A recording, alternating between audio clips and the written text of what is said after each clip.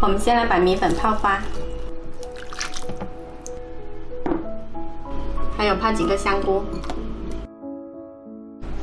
米粉泡了有20分钟，你看已经全部泡发了，给它稍微打散一下，然后倒出来沥干水。再来准备一个盘，刷上一点点油，把米粉放上来。 盘子底下刷油呢，这样子蒸出来米粉才不会粘在盘子上。泡好的香菇给它切成小丁，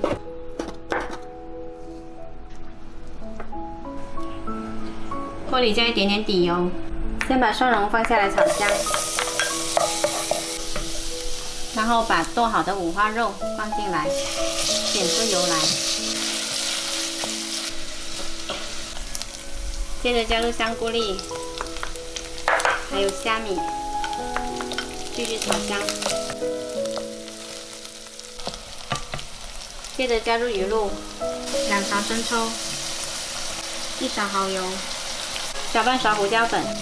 再次炒香了之后呢，加入一点点香菇水，焖一会儿。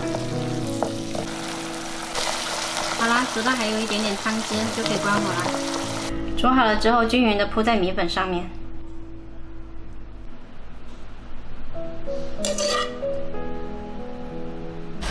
上锅大火蒸3分钟。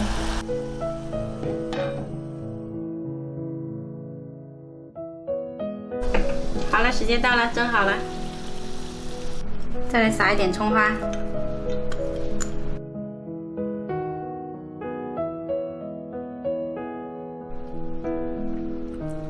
吃的时候给它拌均匀就可以啦。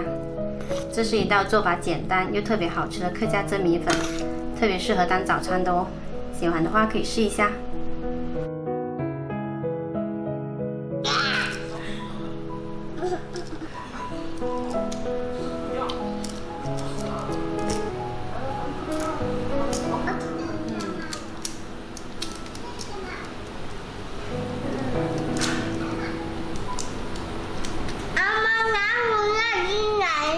老鼠不喵公是黑的。啊？